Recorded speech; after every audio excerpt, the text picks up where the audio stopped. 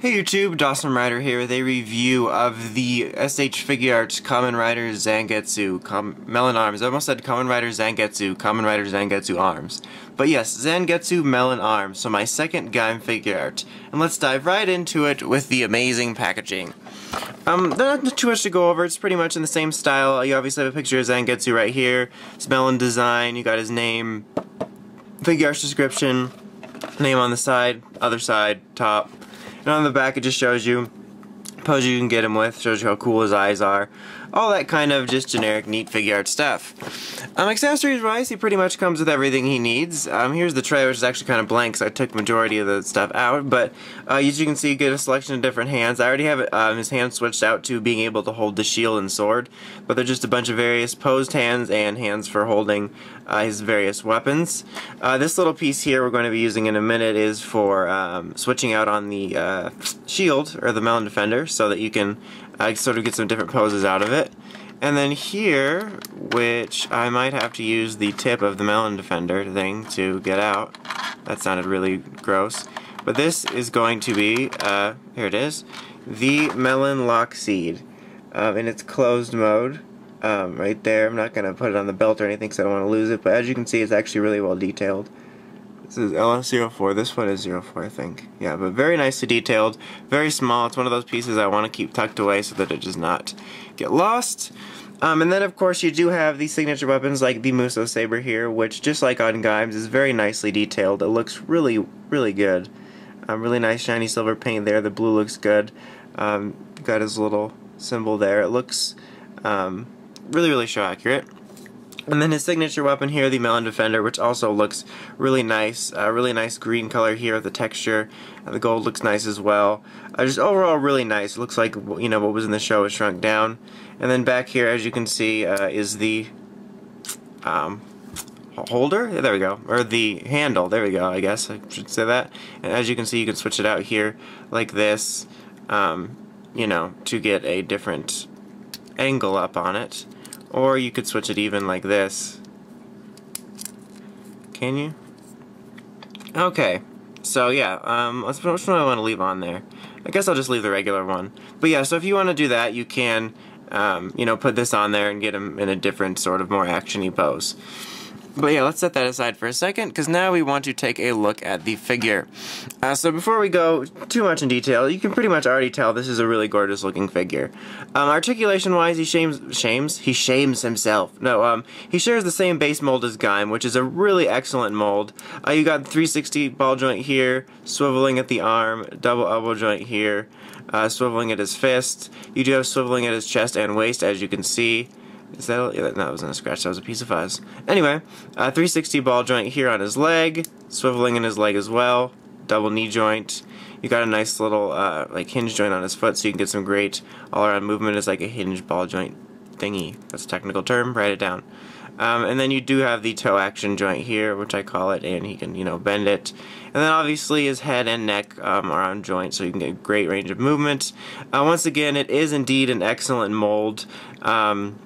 And there's no loose joint problems or anything with it. It's very solid. It doesn't feel oddly proportioned or anything like that. And yeah, like I said, just very solid. There's no loose joints. I think it's a really great mold. Probably one of the best we've had, if not the best right now. I'm going to go ahead and at least give him, I'm going to just give him the sword weapon right now, because you'll be able to see him more overall when I do a quick pan here in a second. But before we do a quick little spin on the wheel, I guess, I don't know, for details, let me show you just a quick comparison next to his whatchamacallit. I'm trying to get a pose I like. That's good enough. Here he is next to the arm chained figure Zangetsu. As you can see, there is quite a difference between these. Just detail-wise, you can tell. Obviously, the majority of the fun from these comes from the arm change gimmick, which is when you can change out the different arms. But definitely, quality-wise, this is the way you want to go.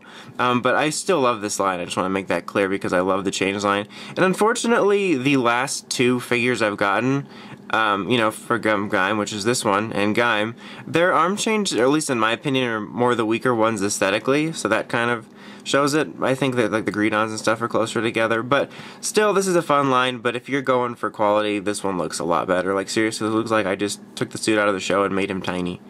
But yeah, that is a comparison of those two. Now let's go ahead and hop him up there and get him spinning so we can just take a look at him. But as you can see, he really is a gorgeous figure. He just looks really, really great. All the details on him, very, very well done. The paint, you can see a little texture there from the melon area. The melon area?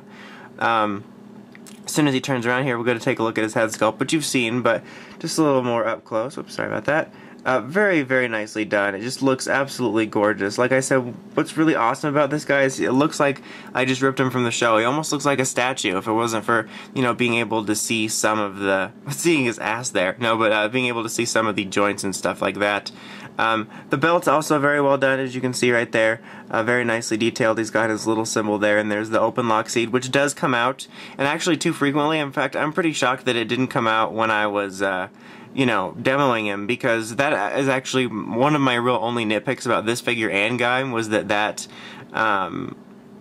lock seat comes out, and it's super annoying. It comes out real easily, and it just really kind of annoys me a lot. Right, as you can see, just an absolutely gorgeous figure. So overall, I'm glad to see that the Gaim figure art quality continues. The only other one that I believe that's out as of this recording, retail release, is Baron, which I've heard is just as good.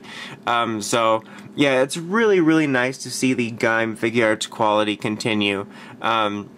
So definitely, if you're a fan of Zangetsu, I can recommend this figure. The Gaim figure arts have been great so far, and it's really excellent to have these figures that I'm actually in awe by and like super happy to have, and just it's just really nice to be excited by figure arts again in the Rider verse, just because I don't know, it's just nice. So yeah, definitely recommended. Overall, excellent figure, just like Gaim.